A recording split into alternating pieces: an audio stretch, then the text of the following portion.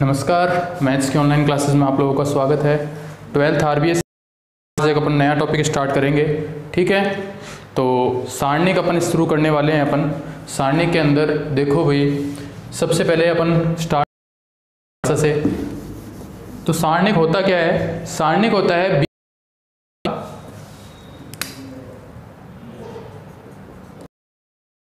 देखो भाई, सारणिक के बारे में अपन थोड़ी सी चर्चा कर लेते हैं। सारणिक क्या होता है? बीजीय व्यंजकों को एक विशेष प्रकार से, बीजीय व्यंजक या फिर कोई संख्यात्मक मान है उसे एक विशेष वर्ग में लिखने को हम सारणिक कहते हैं। यानी कि कोई बीजीय व्यंजक है उसे हम वर्ग की सहायता से हमें, अब इसमें हम संख्यात्मक जो रेखीय है अपने पास में समीकरणें आएंगी, सॉल्व करेंगे। परिभाषा अपन इसमें लिख लेते हैं। परिभाषा क्या है? बीजीय संख्यात्मक मान को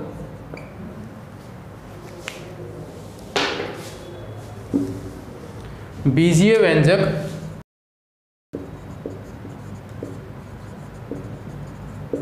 या संख्यात्मक मान को विशेष वर्ग में लिखने को, विशेष में लिखना, वर्ग रूप में प्रदर्शित करना, लिखना या फिर प्रदर्शित करना, प्रदर्शित लिखते हैं फिर करते हैं, तो उन वर्गों को सारणिक कहते हैं। क्या कहते हैं? उन वर्गों को हम सारणिक कहते हैं। तो उन वर्गों को क्या कहते हैं? हम सारणिक कहते हैं। देखो भी, सारणिक की एक स्पेशल बात क्या है, देखो बता देता हूं मैं आपको। जैसे कि ये है, तो देखो A1 B1 C1 D1। देखो ये क्या हो गया? ये एक तरीके से एक वर्ग हो गया। उसमें मैंने एलिमेंट लिख लिए A1 B1 C1 D1। तो A1 B1 C1 D1 कोई बीजीय व्यंजक है भाई, और इस बीजीय व्यंजक इस वर्ग के रूप में लिख रहा हूं, तो उसे हम क्या बोलते हैं? सारणिक कहते हैं भाई। जिसको अपन जिसे डेल्टा या डेट या फिर ये इससे प्रदर्शित करते हैं, को अपन क्या करते हैं? प्रदर्शित करते हैं। देखो सारणिक के अंदर एक स्पेशल मान क्या है कि देखो इसको हम क्या बोलते हैं? पंक्ति। और ये क्या? ये तो होगी अपने पास में पंक्ति, अपने पास में क्या हो गया? स्तंभ। नाम से स्पष्ट है आपके पास में पंक्ति और स्तंभ। तो सारणिक के अंदर एक विशेष बात क्या होती है कि सारणिक के अंदर पंक्ति और स्तंभ दोनों का मान क्या होता है? समान होता है। पंक्ति स्तंभ का मान सारणिक में, किसमें? सारणिक में। तो पहली बात क्या बोली कि भी इसे डेल्टा, डेट या फिर इससे मॉडुलस ऑफ ए से प्रदर्शित करते हैं, और इसके अंदर पंक्ति और स्तंभों का मान क्या होता है? समान। जैसे इसकी बात करें तो देखो दो तो पंक्ति है इसके अंदर और दो ही क्या है? स्तंभ।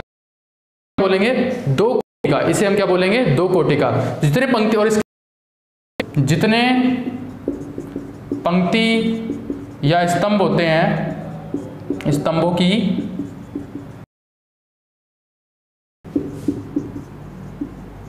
उसे सारणिक की कोटि कहते हैं। क्या कहते हैं? सारणिक की कोटि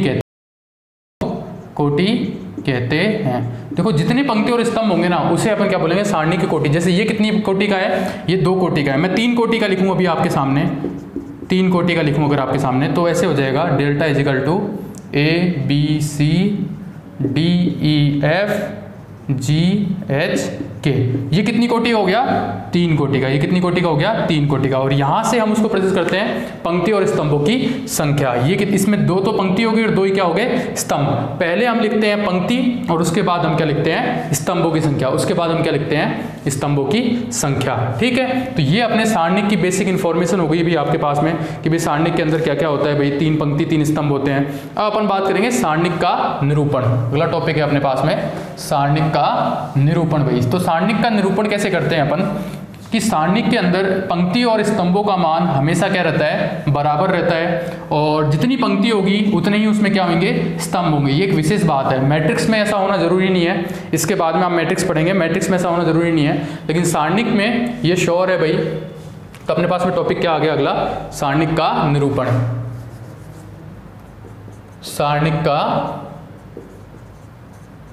निरूपण। तो इसमें देखो पहली बात तो आप क्या लिखोगे कि सारणिक को क्या बोलोगे आप इसमें स्टार लगा के कि सारणिक को डेल्टा डेट या फिर मॉडुलस ए से प्रदर्शित करते हैं। ठीक है, और उसके बाद में देखो सारणिक जैसे ये डेल्टा है, इसको प्रदर्शित जैसे करेंगे A11, A12, A13, A21, A22, A23, A31, A32, A33। देखो मैंने जो यहाँ पे लिख रखा है ना AIJ, यहाँ पर I का मतलब है पंक्ति, यहाँ पर I का मतलब है पंक्ति और यहाँ पर J का मतलब है स्तंभ। ये एक तरीके इसका हो गया AIJ, जो नीचे अपन सफिक्स में लगाते हैं ना IJ, ये इसका एक तरीके से क्या हो गया पता हो गया, यानी कि I भी पंक्ति और J वा स्तंभ। जैसे मैं बात करूं A32 का मतलब क्या है कि तीसरी पंक्ति और दूसरा क्या स्तंभ। तो पहली पंक्ति, दूसरी पंक्ति, तीसरी पंक्ति, तो ये होगी तीसरी पंक्ति, और दूसरा स्तंभ, पहला स्तंभ दूसरा स्तंभ, तो ये क्या हो गया दूसरा स्तंभ। तीसरी पंक्ति दूसरा स्तंभ, तो एलिमेंट कितना निकल के आया A32। आपको मान लो लिखना है A12, तो पहली पंक्ति और दूसरा क्या हो जाएगा इसका स्तंभ, तो पहली पंक्ति हो गई ये वाली और दूसरा स्तंभ कौन सा हो गया ये वाला। तो इस तरीके से इसको क्या करते हैं अपन प्रदर्शित करते हैं सारणिक को। ठीक है, और सारणिक के अंदर ऑलवेज क्या होते हैं, इसको अपन डेट ए लिख लो आप। ये पंक्ति ऑलवेज क्या करेंगे, सारणिक के अंदर पंक्ति पहले लिखते हैं और स्तंभ क्या लिखते हैं बाद में लिखते हैं, और पंक्ति तथा स्तंभों का मान क्या होता है बराबर होता है। तो पंक्ति लिख ली गई ये बातें, पंक्ति तथा स्तंभ की संख्या क्या होती है बराबर होती है। क्या होती है बराबर होती है। जैसे ये कितने बाई कितने का हो गया 3/3 का, कहने का मतलब है इसके अंदर 3 ही तो पंक्ति हैं और 3 ही कितने हो गए इसके अंदर स्तंभ हो गए, अपने पास 3 ही पंक्ति और 3 ही क्या हो गए स्तंभ हो गए। उसके अलावा देखो सारणिक का जो पहला अवयव होता है ना, उससे जो विकर्ण बनता है, देखो अपन वापस लिखते हैं इसको A11, A12, A13, A21, A22, A23, A31, A32, A33। तो सारणिक के पहले अवयव से लेकर जो मैं ये बन रहा है ना, इसे हम बोलेंगे सारणिक का विकर्ण, इसे हम बोलेंगे सारणिक का मुख्य विकर्ण। मुख्य विकर्ण, तो आप स्टार लगा के लिख दोगे। मुख्य विकर्ण किसे कहते हैं भाई, कि प्रथम अवयव सारणिक का देखो विकर्ण तो बहुत सारे बन रहे हैं, ये भी विकर्ण बन रहा है अपने पास में, लेकिन मुख्य विकर्ण किसे कहेंगे कि जब यदि सारणिक का प्रथम अवयव लेकर, कौन सा अवयव लेकर, प्रथम अवयव लेकर विकर्ण बनाएं, क्या बनाएं विकर्ण बनाएं, तो उसे क्या कहते हैं, तो उसे सारणिक का विकर्ण कहते हैं। क्या कहते हैं उसको हम सारणिक का मुख्य विकर्ण कहते हैं। क्या कहते हैं उसे हम सारणिक का मुख्य विकर्ण कहते हैं। कब, जब सारणिक का पहला अवयव लेकर अपन क्या बनाएं, अब क्या नाम है विकर्ण लें, तो उसे हम क्या बोलेंगे मुख्य विकर्ण। और मुख्य विकर्ण की एक और परिभाषा है कि मुख्य विकर्ण में क्या होता है, मुख्य विकर्ण में I और J का मान हमेशा क्या होता है बराबर होता है। I बराबर क्या आता है J, देखो नोट करो 1 1 2 2 3 3। तो मुख्य विकर्ण में I और J का मान क्या होता है हमेशा बराबर होता है। मुख्य विकर्ण के लिए I और J का मान हमेशा क्या होता है, ऑलवेज क्या होता है बराबर होता है। किसके लिए, मुख्य विकर्ण के लिए। तो ये तो बात हो गई मुख्य विकर्ण की। अब इसी के अंदर एक और टाइप लिख लो, देखो ये तो निरूपण, इसी के अंदर आप एक चीज स्टार लगा के लिख सकते हो कि देखो मैं आपको समझा देता हूं कि ये मुख्य विकर्ण है अपने पास में, मान लो ये अपने पास में है मुख्य विकर्ण A11, A12, A13, A22, A21, A22, A23, A31, A32, A33। तो ये जो मुख्य विकर्ण है ना, इसके ऊपर और नीचे के अगर एलिमेंट 0 हो जाए तो उसे ऊपरी त्रिभुज विकर्ण, ऊपरी त्रिभुज सारणिक और निचली त्रिभुजाकार सारणिक कहते हैं। कहने का मतलब है ये मेरा विकर्ण हो गया वाला, ये वाला, इसके ऊपर के एलिमेंट अगर 0 हो जाए 0 0 0, तो उसे हम बोलेंगे ऊपरी त्रिभुजाकार, ऊपरी नहीं नीचे त्रिभुजाकार क्या बोलते हैं सारणिक। ठीक है, और अगर इसी के अंदर इसको डेल्टा से रिप्रेजेंट करो और ऐसे लिखे A11, A22, A33, A21, A23, 0 0 0। ये देखो सारणी के नीचे इसे क्या बोलते हैं, ऊपरी त्रिभुजाकार सारणिक। ठीक है, ये तो हो गई निचली त्रिभुजाकार सारणिक और ये क्या हो गई, ऊपरी त्रिभुजाकार सारणिक। आई बात समझ में, ऊपरी और निचली। इसी के अंदर एक चीज और होती है भाई अपने पास में, इसी के अंदर एक चीज और क्या होती है, देखो बताता हूं आपको कि सारणिक के अंदर देखो ये नॉर्मल सारणिक है अपनी, इसके वैल्यू लिख देते हैं अपन A12 A13 ये अपने पास में एक नॉर्मल सारणिक है। तो इसमें विकर्ण के अलावा बाकी सारे अवयव अगर 0 हो जाएं, देखो ये भी 0, ये भी 0, ये भी 0, ये भी 0 और ये भी 0। ठीक है, तो विकर्ण के अलावा बाकी सारे एलिमेंट क्या हो जाएं,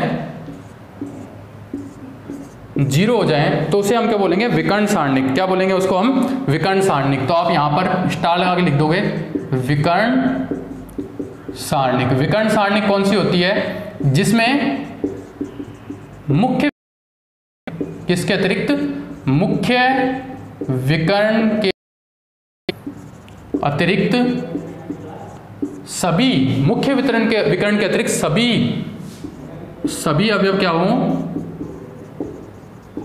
शून्य हो, उसे हम क्या बोलते हैं, विकर्ण सारणिक। उसे हम क्या बोलते हैं, विकर्ण सारणिक। तो अभी तक मैंने आपको क्या बताया, सारणिक की परिभाषा बता दी मैंने आप लोगों को। ठीक है, उसके बाद मैंने आपको ये बता दिया कि सारणिक का निरूपण कैसे होता है, और उसके अलावा ये बता दिया कि भाई त्रिभुजाकार सारणिक क्या होती है, मुख्य विकर्ण क्या होता है। ठीक है, और विकर्ण सारणिक बता दी।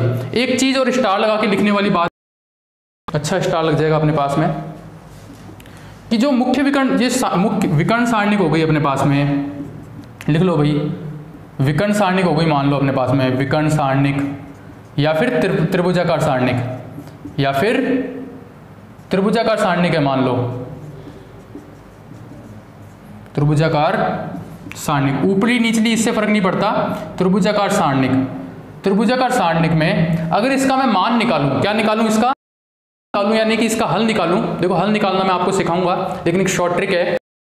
सारणिक और विकर्ण सारणिक में अगर अपन क्या निकालें, इसका क्या बोलते हैं, इसका हल निकालें, तो इसका हल ऑलवेज जो इसके विकर्ण वाले अवयव है ना, इसके गुणनफल के क्या होता है, बराबर आता है। कौन से एलिमेंट के बराबर आता है, विकर्ण वाले अवयव के। सारणिक में सारणिक का मान विकर्ण के अवयव के गुणनफल के क्या आता है, विकर्ण के अवयव के गुणनफल के बराबर आता है।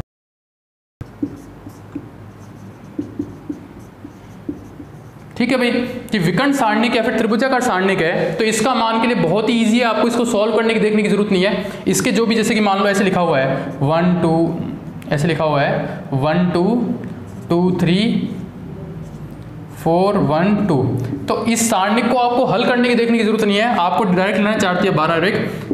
तो इसका मान कितना आ जाएगा अपने पास में 12, इसका मान कितना निकल के आ जाएगा अपने पास में 4 × 3 × 1 कर दो आप, आपको क्या बन जाएगा, इसका मान मिल जाएगा। तो एक तरीके से शॉर्ट ट्रिक हो गया, अभी इसमें स्टार लगा लो एक तरीके से, कि विकर्ण सारणिक या त्रिभुजाकार सारणिक में जो सारणिक का मान होता है, जो सारणिक का क्या होता है, मान होता है, वो ऑलवेज क्या होता है अपने पास में, सारणिक का मान जो होता है वो अपने पास में हमेशा किसके बराबर होता है, इसके मुख्य विकर्ण के अवयवों के गुणनफल के क्या आता है, बराबर आता है। कौन, सारणिक का मान। कौन आता है भाई, सारणिक का मान आता है भाई।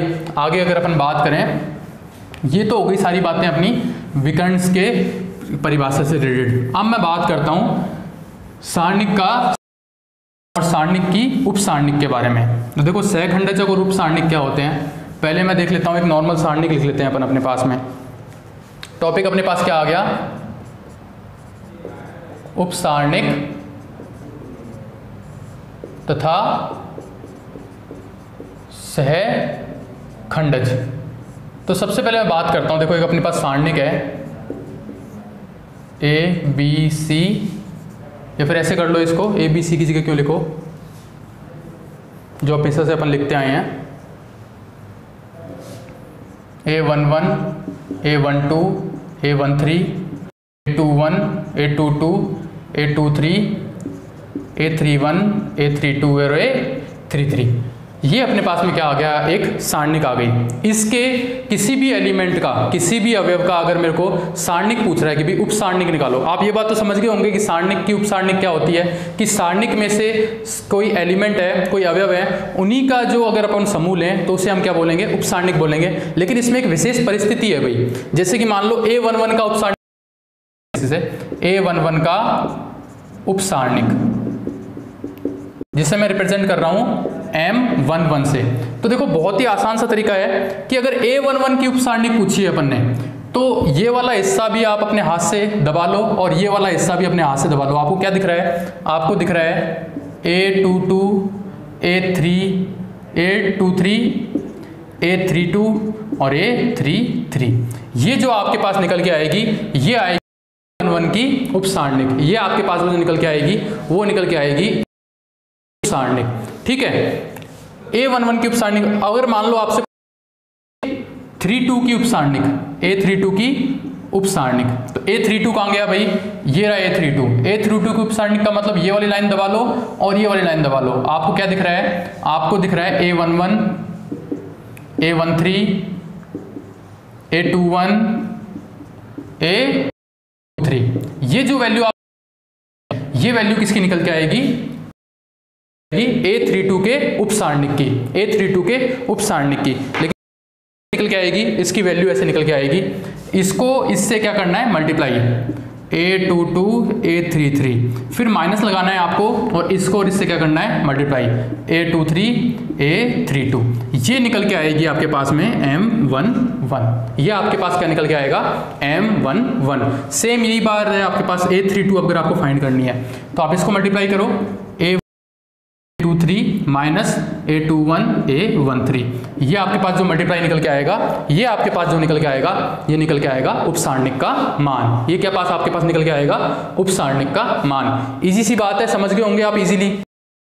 लेकिन इसको देखो, एक अपन एक न्यूमेरिकल क्वेश्चन लेके इसको समझने की कोशिश करते हैं। अपन एक न्यूमेरिकल क्वेश्चन लेते हैं इसी के ऊपर कि देखो भाई, मान लो आपके पास में एक सारणिक दी हुई है, ठीक है, डेल्टा इज इक्वल टू 1 2 1 2 3 1 3 2 2 3 2 2, ठीक है, 3 2 4 ले लो, यहाँ पर 3 ले लो,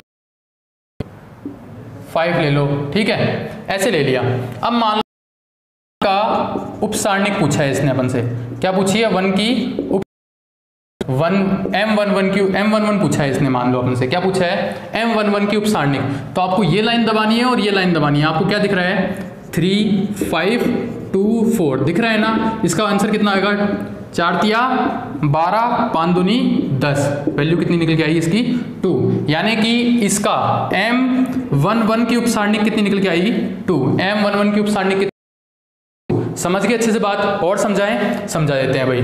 मान लो आपको इसकी, ये कौन सा है, M22 की उप सारणिक का मतलब है ये दब जाएगी। क्या बचेगा, 1 1 और 3 4, 4 × 1 4, 3 × 1 3, कितनी आ गई वैल्यू, 1 आ गई। वैल्यू कितनी आ गई अपने पास, 1 1। ये आ गया मेरे पास में उप सारणिक का मान।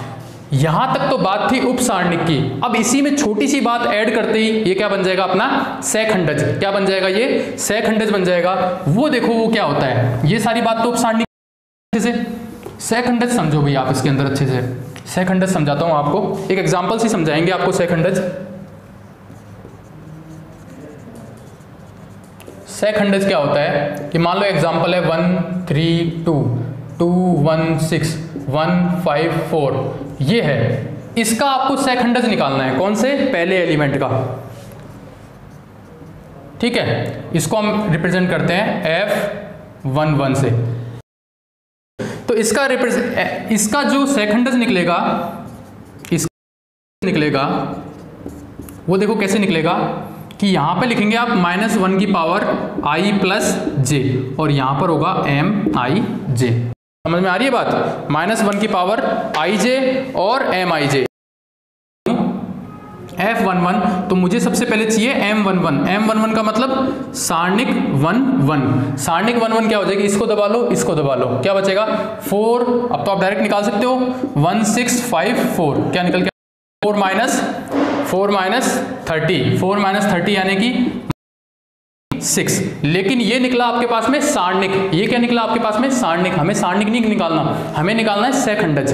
तो मैं लिखूंगा minus plus J into minus का 26, -1 की पावर किसका निकालना था, मेरे को निकालना था।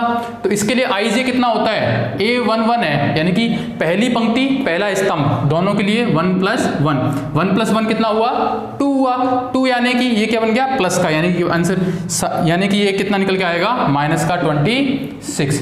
यानी कि A11 का सैखंडज आपके पास में क्या निकल के आएगा, A11 का सैखंडज निकल के आएगा -26।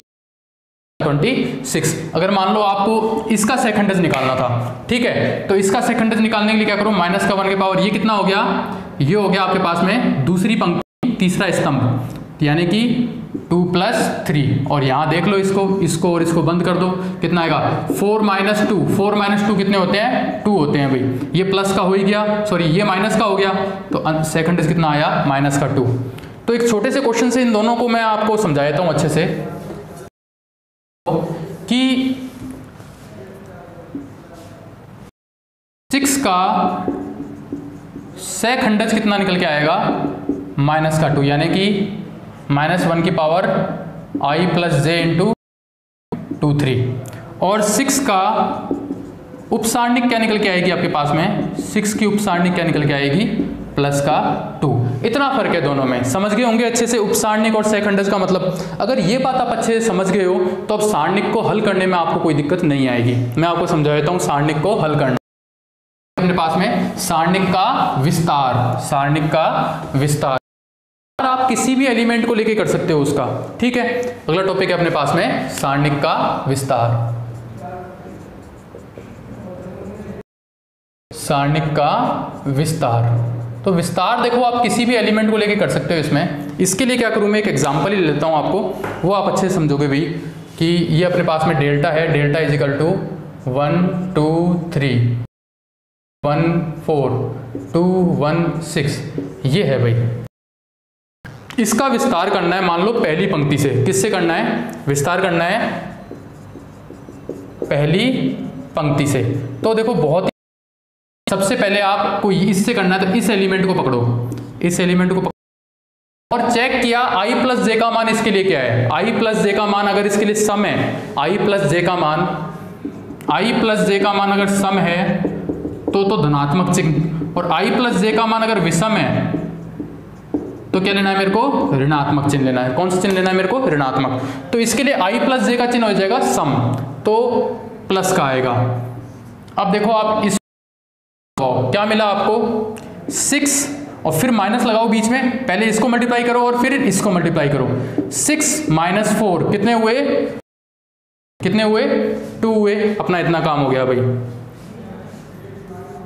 समझ रहे हो बात को अच्छे से, कोई दिक्कत नहीं है सारणिक को हल करने में, ठीक है,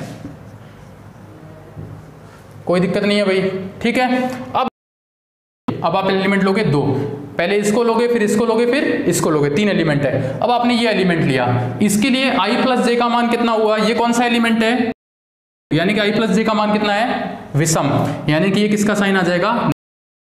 इसकी आप उपसारणिक चेक कर लो, उपसारणिक कितनी हो जाएगी, इसको दबाओगे और इसको दबाओगे, क्या मिल रहा है, ये और ये, 18 - 8 कितना आया, 10 आया, ठीक है। अब तीसरा एलिमेंट है 3, साइन किसका लोगे, देखो ये कौन सा एलिमेंट है, A13, 13 का मतलब धनात्मक, यानी क्या लगा लो, पॉजिटिव। अब इसका सारणिक ले लो, किसका सारणिक, 30 लिया, ये दबाया और ये दबाया, 3 एकम 3 2 एकम 2, 3 में से 2 गए तो 1, सॉल्व करो, 2 एकम 2 10 दूनी 20, 3 एकम 3, यानी कि क्या आया -5, ये क्या आ गया -5। अगर आपके पास क्वेश्चन आता कि पहले स्तंभ से हल करो, किससे हल करो, पहले स्तंभ से, तो चेक करते हैं क्या होता है। पहले स्तंभ से हल करने के लिए बोल रहा है, मान लो वो क्वेश्चन में क्या आ रहा है, विस्तार करो पहले स्तंभ से, तो पहला स्तंभ कितने वैल्यू, इसकी वैल्यू धनात्मक आएगी ऋणात्मक आएगी, ये कौन सा एलिमेंट है 1 + 2, यानी नेगेटिव ले लो। अब इसका निकाल लो डिटरमिनेंट, ये इधर दबाया ये इधर दबाया, 18 - 8 कितने हुए, 18 - 8 हुए, -8 कितने हुए, 10 हुए भाई अपने पास में, ठीक है। अब ये एलिमेंट दबाओ, ये एलिमेंट दबाओगे तो ये दबा लोगे और पहले तो इसका साइन चेंज चेक करते हैं अपन। ये कौन सा एलिमेंट है, 2 2 यानी कि धनात्मक, यहाँ पे आ जाएगा प्लस। ये दबाओ आप,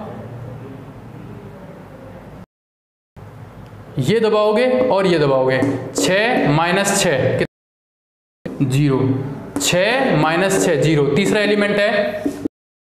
अब इसका साइन चेक करता हूं, ये 3 2 यानी कि साइन किसका आएगा, इसका नेगेटिव, और ये दबाया 4 माइनस 6 होते हैं, 4 माइनस 6 कितने हुए, माइनस का कितने हुए 2। देखो आंसर कैसे चेंज अलग आ रहा है भाई, आंसर सेम ही आना चाहिए दोनों से। तो इसको दबाया अपन ने और इसको दबाया, तो 4 माइनस ये कितना है, 4 माइनस 9, 4 माइनस 9, 4 माइनस 9 है भाई ये, यानी कि आ गया माइनस का 5। ये देखो माइनस का, और यहाँ भी अपन ने देखो क्या गलती करी, 2 एकम 2, 10 दूनी 20, 3 एकम 3, तो ये कितना हो गया 5, यानी कि माइनस का कितना है 15। इधर देखो ये आया प्लस का 5 यानी कि माइनस का 15। देखो आंसर में कोई भी चेंज नहीं आएगा, चाहे आप किसी भी पंक्ति और किसी भी स्तंभ को लेकर हल कर सकते हो। इंपॉर्टेंट है उपसारणिक और सेकंड, और उसके बाद आप इसको क्या कर सकते हो, विस्तार कर सकते हो। तो आप समझ गए भी अच्छे से, ठीक है। सारणिक का उपसंग सेकंड बच गए। अब इसके अंदर मैं थोड़ा सा आपको इसकी प्रॉपर्टीज लिखा देता हूं भाई, इंपॉर्टेंट प्रॉपर्टीज है, करने में बड़ा काम आती है भाई वो प्रॉपर्टीज लिखा देते हैं आपको। पहली प्रॉपर्टी देखो, और इसको समझा भी देते हैं आपको प्रॉपर्टीज क्या है, कैसे कैसे और क्या क्या है अपने पास में।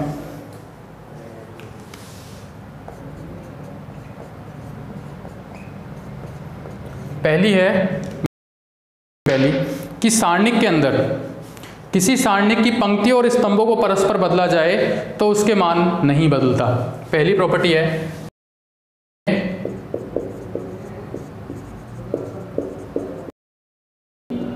तथा स्तंभ यानी कि पंक्ति को स्तंभ में या फिर स्तंभ को पंक्ति में अगर मैं बदल दूं, स्तंभ पंक्ति तथा स्तंभ को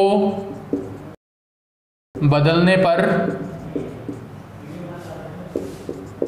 सारणिक के मान में परिवर्तन नहीं होता है। कहने का मतलब एक सारणिक अपने पास में A B C Q R और अल्फा बीटा, ये सारणिक है। इसकी इस पंक्ति को अगर मैं स्तंभ में चेंज कर दूं तो देखो A B C, तो ये जो था ये कहां चला जाएगा P, ठीक है, और बाकी सब वैसे के वैसे ही आ जाएगा भाई, इसको थोड़ा ना चेंज किया अपन ने, तो इसके सारणिक के मान में कोई चेंज नहीं होगा। कहने का मतलब है इस पंक्ति को इस स्तंभ में क्या कर दिया मैंने, चेंज, पंक्ति को, ये पंक्ति यूं बैठा हुआ था, इसको यूं मैंने खड़ा कर दिया भाई, देखो था मैंने लिख दिया A B C, और जब मैं ऐसे लिखूंगा तो ये दोनों एलिमेंट कहां चले जाएंगे, ये दोनों जाएंगे यहां पर P और अल्फा। तो पंक्ति को स्तंभ में और स्तंभ को पंक्ति एक दूसरे के साथ चेंज कर दें तो कोई फर्क नहीं पड़ेगा। बड़ी ही एक अगली प्रॉपर्टी सुनो, थोड़े से कंफ्यूज हो जाओगे आप। अगली प्रॉपर्टी क्या बोलती है अपनी, कि दो परस्पर पंक्ति पर स्तंभों को बदलने पर एक ऋणात्मक चिन्ह आ जाता है। कि दो किसी सारणिक की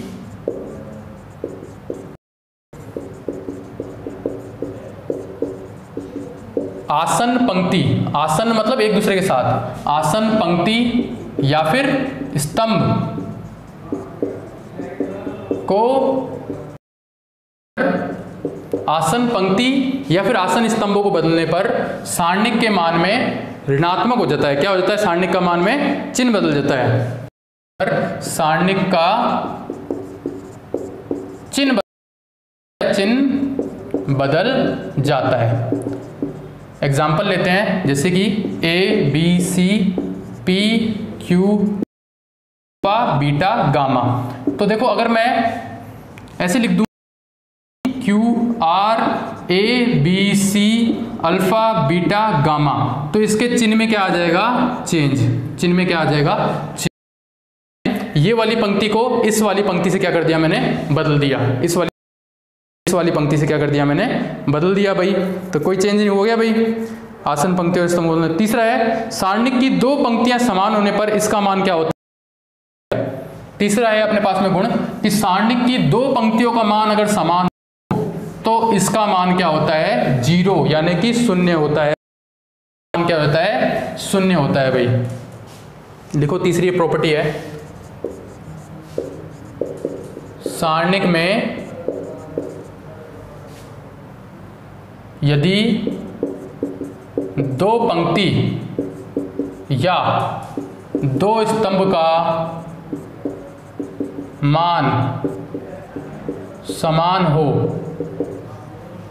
तो सारणिक का मान, ये इंपॉर्टेंट है भाई, जब सारणिक को अपन चेंज करेंगे तब काम आएगी सारी रिजल्ट। तो सारणिक का मान 0 प्राप्त होता है। दो पंक्ति और दो स्तंभों को चेंज कर, जैसे कि A B C और ये भी हो A B C, ये P Q R, तो ये इसकी वैल्यू क्या आ जाएगी, 0। इसकी वैल्यू क्या फाइंड हो जाएगी, अपन को 0 फाइंड हो जाएगी भाई। तो ये इतनी सी बात थी अपने पास में सारणिक की प्रॉपर्टीज में। इसके देखो ये सारी चीज़ें यूज होती हैं सारणिक को सॉल्व करने के लिए। मान लो सारणिक के अंदर देखो और एक 2-3 प्रॉपर्टीज बता देता हूँ। अगर सारणिक में मैं किसी एक पर्टिकुलर एलिमेंट को कॉमन लूँ तो वो तीनों के अंदर होना चाहिए भाई। दिखाते हैं भैया आपको, एक बार रुको।